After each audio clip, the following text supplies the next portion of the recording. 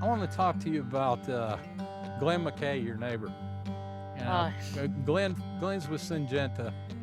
They're the ones who develop this corn. They're the ones who supply your seed. They also supply this same seed to huge farming operations. But from everything I've seen, they treat you just like as good any as other any customer. I mean, I'm in their eyes. I mean, they treat me like I am just as special as someone who's buying thousands of acres worth of seed from them, right? And look, it's a cool story, and you're the kind of kid that everybody wants to get behind.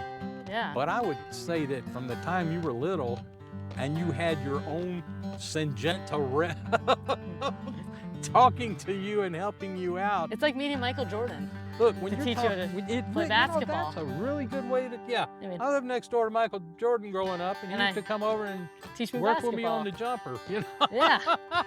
So that's literally your neighbor a few doors down, Glenn. It's kind of like, well, kid, if you want to grow corn, I can hook you up. Yeah. And he's really paid extra special attention to you ever since. And before him, we didn't get Syngenta corn. And I'll tell you, the first time I had that Syngenta corn, you can just tell it was something special. Yeah. I mean, it wasn't like any corn I've had before, even the stuff I've grown. Where were you getting seed before? Just other, like, just anywhere? Nutrient, other spots. Okay, so just different seed, different varieties from different producers. And when you found the Syngenta connection through Glenn, bang. And it's something special. I tell you what really impresses me, and I don't know if it will mean the same to you at 12 as it does to me at not 12.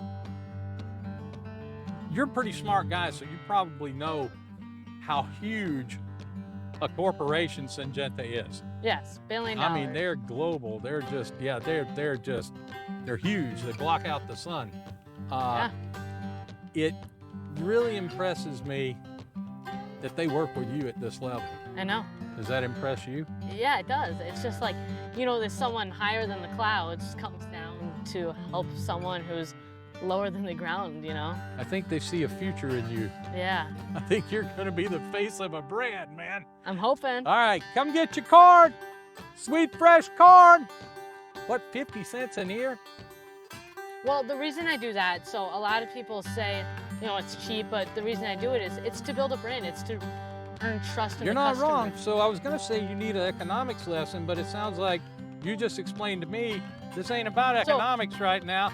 This is about marketing. It's not. I don't do $6. I get people, everyone who comes says it's cheap, but they come back, right? Like, they come back because partially they're like, I can get cheap corn, and then they keep coming back, right? And there's people who will say, I'm gonna get half a dozen, right? But they say, well, it's $6 for a dozen, I'll just get a dozen. Yeah, I'll just do that. So I'm actually making... You already got the corn. Yeah. You're making your money in volume. Yes. So you already understand economic and marketing. Yeah. All right, corn, $1 in here, $1 in here. You gotta hold me back, man, hold me back.